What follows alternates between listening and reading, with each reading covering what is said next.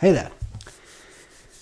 I thought we would do today, and I'm sitting here in my chatty robe.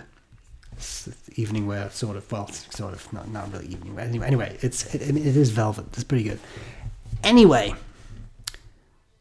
a topic that's been on my mind a lot recently is dealing with feedback. Stays something that's on my mind, but I feel that I've made a lot of progress in that regard, and sometimes it's good to hear this. So this is going to be kind of sort of a Stoic video, I think, but it still applies to pen stuff, and I think it's good to hear this. I occasionally have conversations about this sort of stuff with people who are doing stuff online, but they haven't been doing it for very long, or they have been doing it for a while, but they haven't had a lot of negative comments, and all of a sudden there's a negative comment. So how do you handle that sort of thing? And I will say this about it. I was dreadful at it. And for the longest time, and I mean years and years, negative feedback, unpleasant comments on my fountain pen channel upset me a lot. And even now, it's still difficult sometimes, but I'm in a radically different space responding to that than I used to be. You see, a number of years ago, when I would get a negative comment, it would ruin my entire day. And I would feel the need to respond and maybe be unpleasant or whatever. And that has changed a lot over the years. And recently, I once in a while I check what's written about me on Reddit. Not because I'm arrogant and because I need to see, but I do want to check sometimes what people say, because I create content, and if at some point everybody says, "Hey, this guy is past his prime. His videos now suck. He used to be something. I hate it now." At some point, if everybody says that, I should stop. You have to know when things are over for you. Right? No, I don't feel that way, for the record. But at this point, but there we are. And I saw, it was interesting, there was some thread. It doesn't matter which thread. It doesn't matter. You don't have to do anything about it. There was something along the lines of, I can't stand his videos because he comes across as very arrogant. I don't think I'm arrogant. I really don't believe that. It's just when you make the best fountain pen videos on YouTube, you can afford to have a certain air. Okay, no, I'm just joking. But here's the thing. A couple of years ago, a comment like that would have ruined my entire day. Would have really made me upset. I would have felt a need to respond. I would have posted about it. And I know that I'm doing a video about this now, but it wasn't about that comment. It was about my reaction to that comment. And that reaction has changed a lot. Now, I'm going to say something, and I hope you'll give me just a couple moments to raise this argument, because I'm trying to say something, because this what I'm about to say now can come across as very arrogant. I don't mean it in an arrogant fashion, but here is one viewpoint that has really helped me and that you might find helpful as well if you are dealing with this sort of stuff on YouTube or whatever. Pierre White, a British chef, the really mentor of Gordon Ramsay, so someone who's done a lot of interesting culinary things. His autobiography is fantastic. If you want to read something interesting, it's a wonderful story. And he got a Michelin star, 2 Michelin stars, 3 Michelin stars. And what's very interesting is that Pierre White handed his Michelin stars back to Michelin.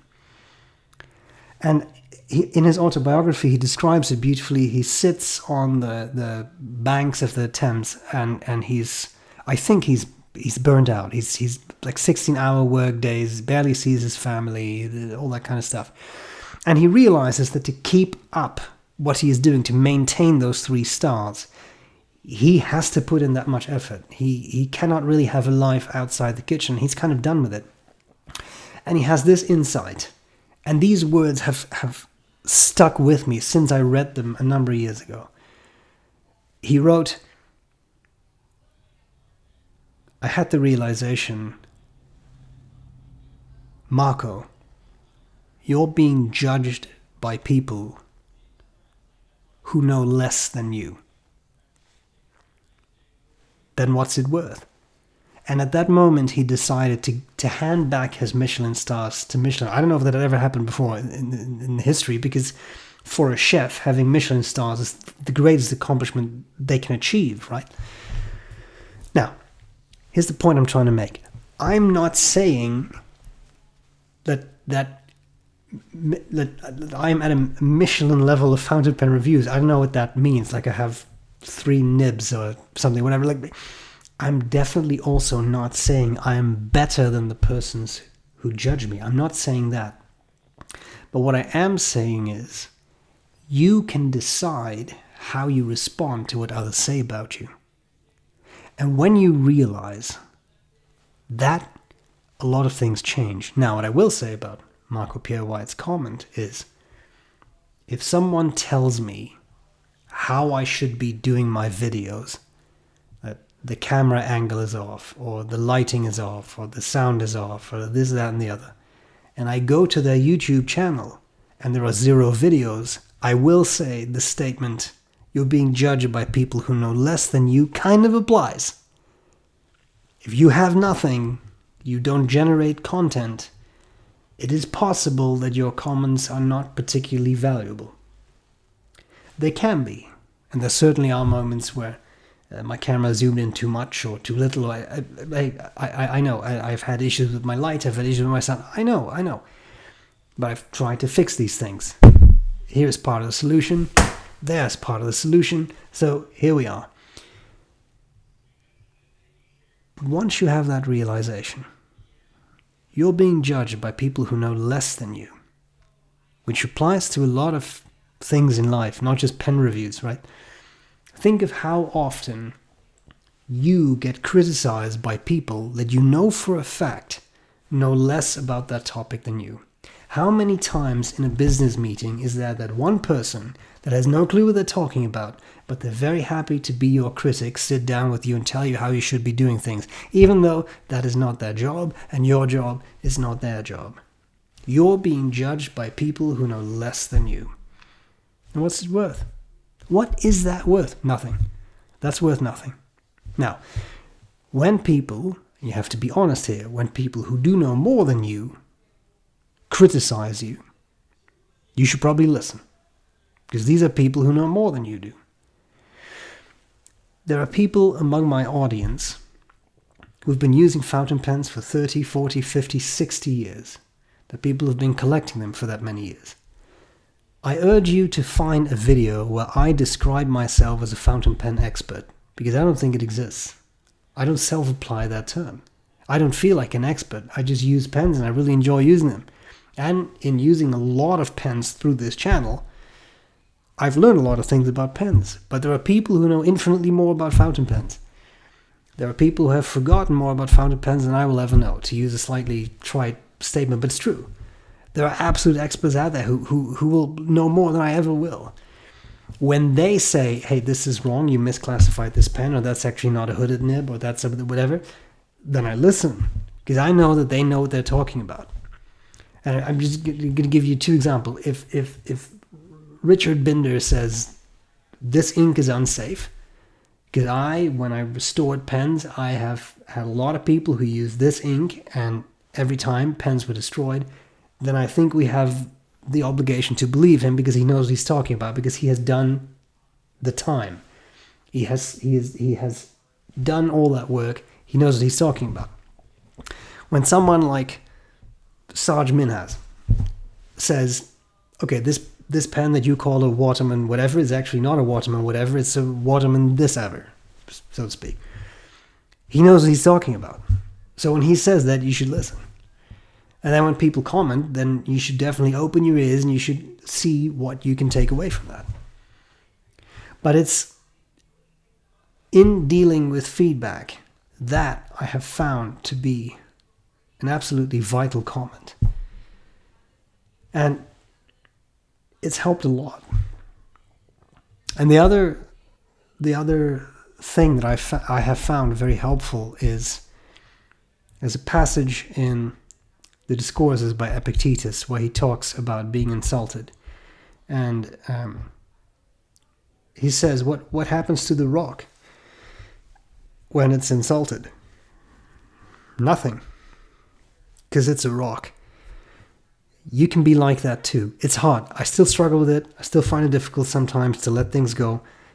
But when it comes to these kinds of online comments, I've learned to be more like that. I'm still not fully where I want to be.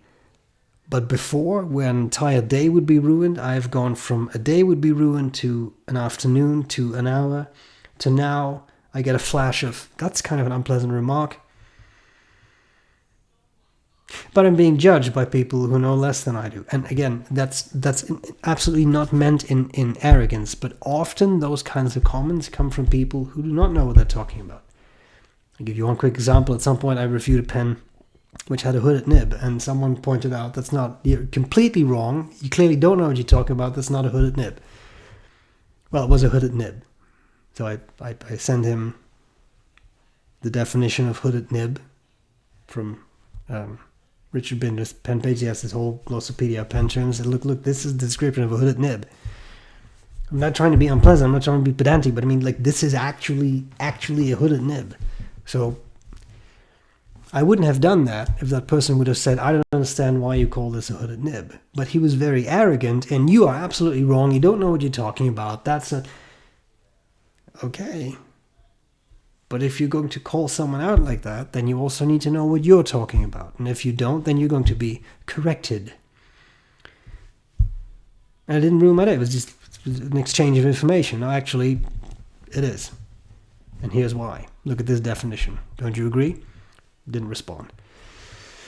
So there you are. And the other thing, that's the final thing I'll say about this topic. The other comment that has always stood with me is also from Epictetus the Stoic. When someone speaks badly of you, someone comes up to you and says, hey, this and that person spoke badly of you, respond with, well, they must not know me very well, because if they did, they would have said way worse. It's beautiful Stoic humor. If you can deflect something with humor, you don't have to get offensive, you don't have to get mean or unpleasant or nasty. If you can deflect something with humor, it makes an enormous difference. Even if just to yourself you turn something into a joke. Tremendous difference. And I think that really is a very important aspect of dealing with comments as well. So I've bored you for 13 minutes now, and I'm very sorry for this long conversation. It's just that I just wanted to share it because it's something it's always on my mind. When you put yourself in the public eye, you're going to receive comments. And it's taken me much longer than I care for to learn to navigate that. So if what I said here is helpful to someone who may be struggling with this, who may be new to the online world, whatever, then I hope that's useful. And that's really all I have. So, how do you deal with feedback? Do you struggle with it? Do you find it easy? How do you do it? It's interesting to read. So there we are. I hope this was useful, and thank you for listening to my seemingly endless rant. I'll let you go now. I hope this was useful, and I'm glad to see you later. Leave me a nasty comment.